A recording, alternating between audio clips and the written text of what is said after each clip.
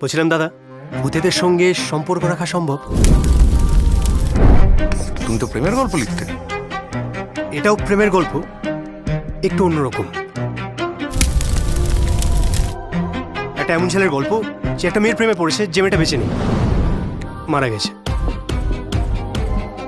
ও জানে যে ওদের কোনো ভবিষ্যৎ নেই, তবু ওকেই ভালোবাসে নিঃস্বার্থভাবে।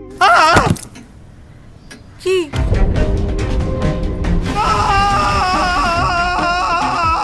শাট আপ হয়ে গেছে? বলেছিলাম সারা জীবন পাশে থাকবো। ধরে নে এটা আমাদের বোনাস রাউন্ড। বাঙালি যে আড্ডাবাজ, ভূতেদেরকে নিয়েও খেজুর করতে ছাড়ে না। আমি জয়ীকে দেখতে পাই। তোর কি মাথাটা পুরোপুরি খারাপ হয়ে গেছে? প্রত্যেকটা ভূতই না কোনো একটা পারপাসের জন্য ফেরত আসে। দেখুন, ভূত বলুন বা ভগবান, সবই কিন্তু আপনার বিশ্বাসের উপর। লোকজন যদি জানতে পারে তুই ভূতের সাথে ঘর করছিস, লোকজন তোর প্রেমে পড়বে। আর আমার অন্য কোনো মেয়েকে পছন্দ না।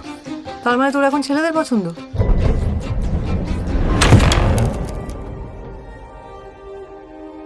তুমি এরকম ভাবে নিজেকে কেন শাস্তি দিচ্ছ? আমার আর একটু সময় লাগবে। Trying to forget something. ভূতেরা আমাদের বিশ্বাস করে নাকি ওদের কাছে আমরাও ভূতের মতো? কারণ একটা চ্যাপ্টার শেষ না হলে নতুন আরেকটা শুরু করা যায় না। একমাত্র দুটো ক্ষেত্রেই মানুষ নিজের প্রিয়জনের ভূতকে দেখতে পায়। যে কোনো ক্রাইসিস হওয়ার ঠিক পরে, একটা খুব বড় বিপদ হওয়ার ঠিক আগে। সামনে কিন্তু ঘোর দুর্যোগ।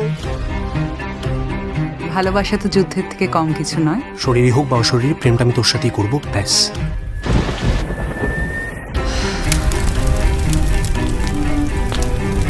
ভূত ভূত বলে কিন্তু খোটা দিবি না বলে দিলাম, মাথাটা কিন্তু গরম হচ্ছে।